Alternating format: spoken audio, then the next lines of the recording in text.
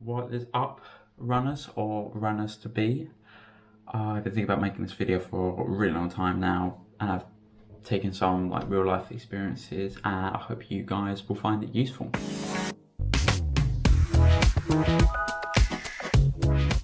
This is a combination of some of my personal experiences and some experiences I've had with other people that have just started running, and it's 7 tips which I think will help any beginner runners, and things that maybe aren't talked about as much or aren't commonly shouted about on Instagram as much. So I thought I'd start this first tip off in my room, and then next month we can get out on a run, maybe in the gym. So I thought, first of all, what's just super important is setting goals that involve others.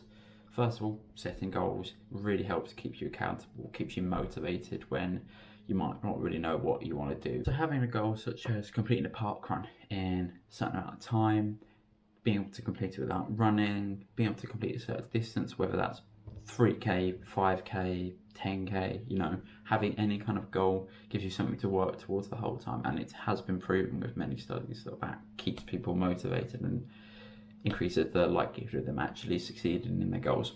And then also having someone to kind of hold you accountable really helps with you making sure you stick onto the plan, which we'll get onto in a later tip. So now, tip number 2. It's so important that you do a proper warm-up. Now, this should help you get ready for the run, help your joints get mobile, reduces the risk of injury massively. But a warm-up also doesn't mean holding stretches. So no holding stretches for 2 minutes, 1 minute, even 30 seconds. You want to be doing those dynamic movements such as leg swings, arm swings, opening the gates, closing the gates, because that's what you're going to be doing in your run. Heads, arms, upper back, lower back, hips, knees, ankles, feet, everything, and try and get activated. And then after you've kind of mobilized everything, you want to look at getting your heart rate up. So that might include doing some high knees, doing some quick sprints, just to get your body ready for the run. It's super important, and it will make your run feel 10 times better. Okay, now for number 3, my top tip is look at Couch to 5k, look at other free online resources to give you a training plan. And this is just so important because it gives you something to work towards each week. It lets you know what you're doing is right, it's backed through lots of evidence, and so many other people have actually done this, so it's not just willy-nilly. This means throughout the plan you'll have rest days, you'll have deload weeks, you'll have days dedicated to strength. Your runs won't be just 10 minutes running, it'll be split up into run walk, which is a great way of doing it. It just gives you that little bit of expertise to help you along the way. And so obviously, as I mentioned, you've got Couch to 5k. I know Ben Parks does a free 5k beginner plan, which from what I've seen of it looks really good. It's along the same lines of the Couch to 5k, but it also does include kind of selected times for strength training, which is really important.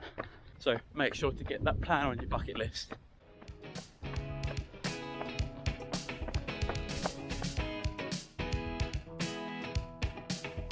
So for tip number 4, I thought strength training, where else would we be but the gym? This is super important when you're starting out running, because you've got to remember that you probably haven't done too much in terms of exercise or strengthening your muscles, so they're going to have low capacity. So when you put that higher load in, there's going to be soft tissue related injuries. They're so common, such things such as stress injuries or kind of muscle tears, tendon issues. They're very common for beginner runners. And by doing simple strength training such as body weight exercises or in the gym, you increase that body system's capacity to withstand the extra load of running that you're putting on it. It doesn't really matter whether you're doing this, or this. The main principle is that something is better than nothing. So I try and look to aim about 15 minutes, 2 times a week, maybe push it up to 20, but you don't want to be doing too much to fatigue you. But it will just set you in such good stead in the future and reduce risks of injuries when you start your running journey. In terms of primary areas to go look at strengthening, I'd definitely say around hips, very important for your stability, quads, hamstrings, calves, you can see that. I think those are kind of the main pillars that you'd want to be focusing on. Still work on your upper body with kind of simple exercises just to keep it strong. Nice healthy shoulders is always good for runners. But yeah, strengthening is such a vital, important thing that I don't think people do enough. And if you can start doing it at the start of your running, then you can build it into a habit and just keep it going throughout your running career or journey. So, tip number 5 is get yourself a nice pair of running shoes. Now, I would recommend going to a store, using one of those treadmills to kind of figure out what you like, whether it's a gait analysis or just trying on shoes. There usually is a cost to it, but I think it's worth it so you know that you've got shoes that actually work for you. I think looking at online shoe reviews can work if you know the person you're watching kind of fits the same as you, but I would say sometimes the reviews can be really varied and it's quite hard to trust them. So definitely recommend going to the store, and also if you know which ones you like, look online, get discounts. There's so many online stores that you can look at, and they don't always have to be super expensive like shoes are going nowadays. So nice £90, £100 pair of shoes will do you fine. Yeah, definitely get yourself a nice pair of shoes so you can enjoy your running. So the 6th and last main tip I'd say when you start running, so I don't really hear people talk about as much, but it's just getting involved, well not involved, start watching YouTube videos of other runners. So some people recommend is definitely like 40 runs in the UK, Run Like Heather in the US. They're all kind of like really good people to watch, and maybe you can take in like little nuggets of information from like podcasts or just videos in general, and through these videos you'll take out like implicit details that they don't really describe, but you can put it into training, or you just take these ideas and it will really help in kind of forming your running kind of understanding and knowledge.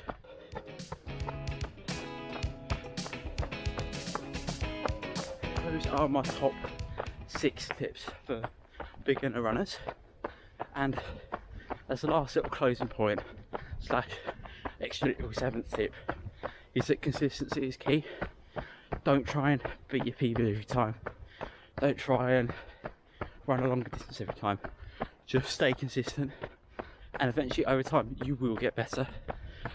It might take longer to kind of visually see or improve your time, distance, but trust me, the long-term benefits of being consistent are much better than the short-term benefits of beating your PB or beating your time. Right, so I hope you enjoyed that video, took something useful.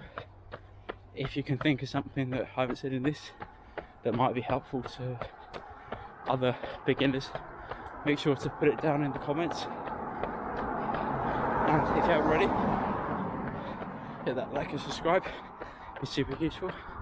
Yeah, see you in the next video guys, peace.